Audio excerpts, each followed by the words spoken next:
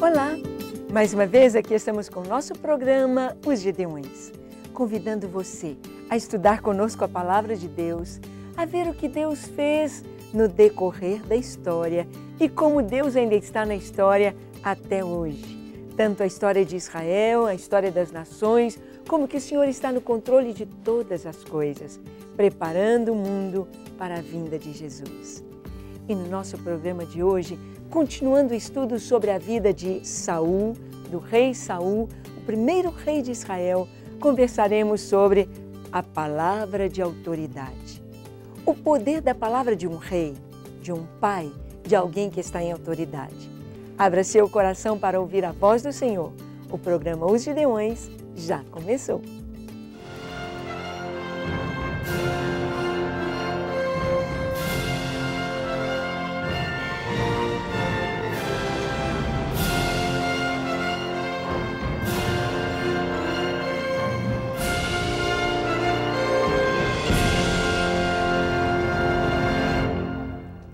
Muito bem, queremos conversar a respeito da vida do rei Saul e vamos ver como que dentro da vida de Saul, na sua carreira, na sua história, como houve um momento durante uma guerra quando Saul trouxe uma palavra de autoridade, uma conjuração para todo o seu exército, uma palavra que pôs em risco a própria vida do seu filho, palavra de autoridade. Deus quer nos falar muito sobre isto hoje. Você que é pai, você que está numa posição de autoridade, como é importante saber o poder da sua palavra. Eu quero que você assista comigo a uma reportagem sobre os diversos tipos de autoridade que nós temos sobre nós, que nós temos no mundo. Todos nós estamos debaixo de autoridade. Vamos ver um pouquinho para entendermos a importância da palavra de quem está em autoridade. Assista comigo, pois é sobre isto que nós vamos conversar. O poder dos pais sobre os filhos na família, do professor perante os alunos, de um empresário sobre seus funcionários, são exemplos de formas de autoridade. Uma organização baseada na hierarquia tem como sustentação um responsável. Esse modelo de poder garante ordem, impõe limites em todos os níveis. Para funcionar, é fundamental haver obediência dos subordinados. O líder é alguém que indica o caminho certo, que organiza seus comandados. O problema é quando a autoridade é legitimada pelo abuso de poder e repressão à liberdade. Isso já não é autoridade, é autoritarismo. A ditadura brasileira é um bom exemplo deste contestado modelo. Um governo que impôs sobre a nação suas vontades pela força e conseguiu obediência pelo medo e tortura. Muito bem, no registro das Escrituras aqui no primeiro livro de Samuel, então conta a história de como o período dos juízes passou para a monarquia, como Saul foi o primeiro rei. Você viu aí na reportagem diversos tipos de autoridade e uma autoridade máxima sobre a nação, a autoridade do rei. Nós vamos ver que a palavra de Saul trouxe um peso sobre todo o povo. Ele fizera uma conjuração que se alguém comesse durante aquele dia da peleja contra os filisteus, deveria morrer, mesmo que fosse o seu filho Jonatas. Jonatas era o herói do exército. Jonatas efetuou um grande livramento para Israel. Ele venceu a guarnição dos filisteus. Mas Jonatas fizera algo. Seu pai disse, maldito quem comer hoje. Até à noite ninguém pode comer nada. Eles teriam apenas de lutar. Mas Jonatas não sabia da conjuração do seu pai. Jonatas não sabia do voto que Saul fizera e, ao passar por um bosque, ele vê uma colmeia, ele vê abundância de mel e com uma vara ele pega um favo, traz à boca e ele se delicia com aquele mel, principalmente quando estamos com muita fome. Se o mel é doce, fica ainda mais agradável quando estamos com fome. E Jonatas disse, meus olhos brilharam, meu pai não podia ter feito isso. Jonatas efetuara uma grande vitória para Israel, mas desobedecera a conjuração de seu pai Saul. E agora, o que haveria de acontecer? O rei Saul disse que morreria quem desobedecesse, mesmo que fosse o seu filho. Saul ordenara que o povo perseguisse os filisteus para derrotá-los completamente naquele dia. Mas o sacerdote orientou que se buscasse a direção do Senhor para isto. E nós vamos ver que Saul então atende à voz do sacerdote. E era assim que funcionava no início, nos tempos bíblicos, a teocracia.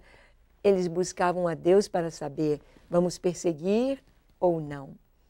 E a palavra de Deus nos diz, em 1 Samuel 14, verso 37, disse, porém, o sacerdote, cheguemo-nos aqui a Deus. Então consultou Saul a Deus, dizendo, descerei ao encalço dos filisteus, entregá-los-ás nas mãos de Israel? Porém, naquele dia, Deus não lhes respondeu. Geralmente, o sacerdote tinha o seu peitoral, tinha o éfode, e naquele peitoral, com 12 pedras preciosas, era um bolso com 2 pedras. A pedra chamada Urim e a outra Tumim. Não sabemos muito bem como funcionava esse processo de consultar ao Senhor por Urim e Tumim, mas uns dizem que talvez uma pedra fosse do sim, a outra pedra do não. Uma pedra preta, uma pedra branca. Não sabemos exatamente, porque não continua ainda com Urim e Tumim. Uns dizem que a pedra brilhava quando era o sim, mas consultaram a Deus e Deus não lhes respondeu. Deus não estava satisfeito com alguma coisa no meio do povo. Então, Saul convocou o povo para descobrir o que estava errado, pois Deus não havia se manifestado revelando seu desagrado contra alguma situação entre o exército de Saul. Todo o povo ali está, todos reunidos. Então, Saul vai convocar, Saul vai procurar saber o que está acontecendo. E ele convoca ali todos e são lançadas sortes. Sortes para saber quem estava errado. Sorte para saber qual das famílias, qual das tribos, quem estava fazendo alguma coisa errada. Era desta forma que se discutia, desta forma que se resolviam as coisas nestes tempos bíblicos. Uma forma muito peculiar, muito boa, muito importante. Particularmente, eu gosto muito de pedir ao Senhor que Ele mostre a vontade dEle na minha vida, através de sinais, quando eu oro, e o Senhor tem se revelado de uma maneira tão maravilhosa. No verso 39 deste capítulo está escrito, disse Saul, porque tão certo como vive o Senhor, que salva Israel, ainda que com meu filho Jonatas esteja a culpa, seja morto. Porém, nenhum do povo lhe respondeu, porque todo mundo sabia que Jonatas tinha provado o mel. Todo mundo sabia que Jonatas tinha desobedecido seu pai por não saber, por não ter o conhecimento da conjuração dele. E no versículo 40 está escrito, disse mais, todo Israel, estais diante de mim? Eu não estou conseguindo ler ali.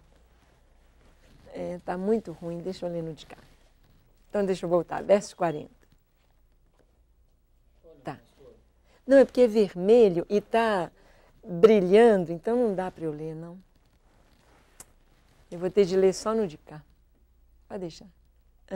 Tá. Tá. Ok? Você fala já, né? No verso 40. Disse mais a todo Israel, vós estareis de um lado, e eu e meu filho Jonatas do outro. Então disse o povo, faze o que bem te parecer. E a sorte caiu sobre Jonatas. É claro, a sorte caiu sobre Jonatas. O povo sabia que Jonatas tinha feito errado. O povo sabia do que havia acontecido a Jonatas, mas não se manifestou. Então, através da sorte lançada, mostrou-se que o erro estava em Jonatas. E Saul agora, o que ele iria fazer?